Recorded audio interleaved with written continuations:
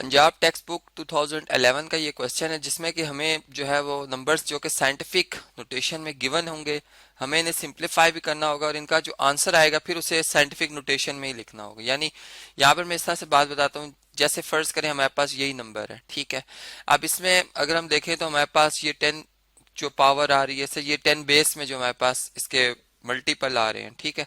ये हमारे पास इसके एक पार्ट है और दूसरा पार्ट जो इसका अगर हम देखें जिसमें कि यानी सेकंड में अगर मल्टीपल कहूँ तो यूं है कि 6.12, जो कि हम अगर देखें तो ये 10 से स्मॉल है, ठीक है। और इस नंबर को यानी ये वन वन तक इसकी गुंजाइश है कि वन के बराबर हम यानी इस तरह का नंबर यहाँ पर आ सकता है जो वन के बराबर हो या फिर वन से बड़ा हो। तो ये चूंकि अब वन से बड़ा है और 6.12 है जो कि 10 से लेस है। अब हम ये कहते हैं कि अगर फर्ज करें, अगर हम इस नंबर को देखते हैं, ये भी इस वक्त जो है वन से ग्रेटर और 10 से स्मॉल है, लेकिन हम ये कहते हैं कि अगर फर्ज करें कि हम इन दो नंबर्स को मल्टीप्लाई करते हैं, जैसे चलें देखते हैं जी क्या जवाब आता है। 6.12 को जब मल्टीप्लाई किया जाता है 2 से तो हमारे पास जवाब आ जाता है जी 12.24, ठीक है। अब देखें यहाँ पर हम ये तरीका आपने याद रखना है कि जो हमारे पास वो नंबर्स जो कि 10 बेस में है वो आपस में मल्टीप्लाई होंगे, चूंकि मल्टीप्लाई ही हो रहे हैं तमाम नंबर्स। जबकि जो हमारे पास साइंटिफिक नोटेशन में या मैं यूं कहूं कि वो नंबर जो कि 10 बेस में नहीं है उन्हें हम आपस में मल्टीप्लाई कर देंगे। तो यहाँ पे हमने जब इन्हें मल्टीप्लाई किया तो हमारा जवाब आया जी 12.24। तो इसे हम यहाँ पे दर्ज करते हैं 12.24 इंटू, अब देखें ये 10 की पावर क्या बनेगी जी, बेसिस सेम हो लॉ ऑफ एक्सपोनेंट के मुताबिक, यानी a power m multiply by a power n हो तो हम क्या कहते हैं जी बेस सेम है, पावर ऐड हो जाएंगी, m प्लस n आ जाएगा, ठीक है। तो यहाँ भी हम कुछ ऐसा ही करेंगे कि हमारे पास चूंकि इनकी बेसिस सेम है, बेस 10 है, तो हम यहाँ पर इसको लिख देंगे जी 6+2, ठीक है। और अब अगर हम देखें तो ये हमारे पास बनता है 12.24 और multiply by 10 raise to the power, यानी 10 की पावर कितनी है जी 8 है। अब देखें यहाँ तक हम पहुंच गए, लेकिन अभी हमारा ये नंबर जो है अपनी साइंटिफिक नोटेशन में नहीं है। यानी अगर हम यहाँ पे देखें तो ये नंबर जो है वो लेस देन 10 होना चाहिए था, जो कि इस वक्त 10 से बड़ा है। तो हम ये करते हैं कि इस पॉइंट को अगर हम मूव करें तो पहला नेचुरल नंबर हम देख रहे हैं 1 है, यानी पहले नेचुरल नंबर के बाद हम एक रेफरेंस साइन पुट करते हैं, ठीक है। जो एक हमारे पास शॉर्ट वे है कि हम कहते हैं जी फर्स्ट नेचुरल नंबर जो है लेफ्ट साइड से, तो वो हमारे पास 1 है, इसके बाद रेफरेंस साइन और फिर इस रेफरेंस साइन और इस पॉइंट के दरमियान हम डिजिट्स की काउंटिंग करते हैं, तो इसमें हमें एक ही डिजिट मिले। तो हम ये कहेंगे कि हम जब पॉइंट को इस रेफरेंस साइन की जगह पे लिखेंगे, ठीक है। अब पॉइंट अपनी उस जगह से यानी यहाँ से हमने इसको रिमूव कर दिया, पहले ये कहाँ पे था 2 के बाद था, अब ये 2 से पहले आ चुका है। और इसी तरह अगर हम चूंकि पॉइंट को अगर हम रिवर्स जो है वो लेफ्ट साइड में मूव करते हैं तो पावर जो होती है एक्सपोनेंट जो होती है वो हमारे पास पॉजिटिव में आ जाती है, उतने डिजिट आती है उतने ही उसकी एक्सपोनेंट बनती है जितने डिजिट हम मूव करते हैं। तो यहाँ पे पॉजिटिव 1 यूनिट जो है वो हम क्या करेंगे इसकी एक्सपोनेंट शो करेंगे 10 पावर 1, और ये जो हमारे पास 10 पावर 8 है ये अपनी जगह पर एज इट इज है। अब हम फिर अगेन हमारे पास यही लॉ जो हमने अभी लॉ ऑफ एक्सपोनेंट पढ़ा था कि 1.22 आ जाएगा 4 और 10 रेस्ट पावर आ जाएगी जी 1+8, जिसको कि अगर हम सिंप्लीफाई करें तो हम यूं कह सकते हैं 1.224 इंटू 10 पावर 8+1 9 आ जाएगा। तो इस तरह से ये साइंटिफिक फॉर्म में भी आ गया और हमने इसे सॉल्व भी कर लिया। अब हम चलते हैं नेक्स्ट अपने क्वेश्चन की तरफ, यानी जिसमें कि इसी तरह से है कि हमारे पास 4.66 है, ठीक है। तो इसका वही तरीका कि सबसे पहले वो नंबर्स जो कि 10 की पावर में नहीं लिखे हुए इस तरह से हम यहाँ पे ले आएंगे इन्हें, और जो 10 पावर वाले नंबर हैं जैसे 10 पावर 7 है और 10 पावर 4 है, चूंकि आपस में मल्टीप्लाई हो रही हैं, तमाम मल्टीप्लाई हो रही है, ये बात हम जानते हैं कि 2 को 3 से या 3 को 2 से मल्टीप्लाई करें, कम्यूटेटिव प्रॉपर्टी जो है वो होल्ड करती है। इसी तरह एसोसिएटिव लॉ भी होल्ड करता है, ठीक है। तो यहाँ पे मैं कम्यूटेटिव प्रॉपर्टी के मुताबिक इन नंबर्स को मैंने इनमें रद्दोबदल किया, इनकी जगह बदली है, तो ये हमारे पास जवाब 6 ही आता है।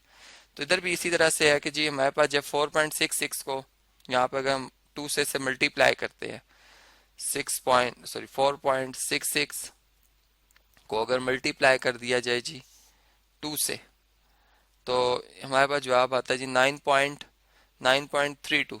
तो यहाँ पे हम दर्ज करेंगे 9.32 और 10 की पावर जो है ये इसी तरह 7+4 हो जाएगी। यही सेम फर्स्ट लॉ ऑफ जो हमारे पास था लॉ ऑफ एक्सपोनेंट्स में कि प्रोडक्ट जब में अगर नंबर होंगे तो इनकी पावर्स क्या होती है, सेम बेस के केस में ऐड हो जाती हैं। तो यहाँ पे आ जाएगा जी 9.32 और into 10 raise to the power या इंटू 10 पावर कितनी आ रही है जी 7+4, ये 11 बन जाता है। अब आप देखें कि यहाँ पर 9.32 जो है वो ऑलरेडी 10 से लेस है, यानी अगर साइंटिफिक नोटेशन की डेफिनेशन पे जाएं तो ये लेस देन 10 होना चाहिए था और इसको ग्रेटर देन 1 या 1 के बराबर भी गुंजाइश है। चूंकि ये ऑलरेडी हमने देखा कि 1 से तो ग्रेटर है और 10 से लेस है, तो इसलिए ये हमारे पास क्या जी साइंटिफिक फॉर्म में या साइंटिफिक नोटेशन में लिखा हुआ है। इसी तरह ये भी हमारे पास साइंटिफिक नोटेशन में ही दर्ज है। तो इसे हम इस तरह से एक ब्लॉक में चले क्लोज कर लेते हैं लास्ट में, ताकि हमें पता चले कि हमारा फाइनल आंसर है।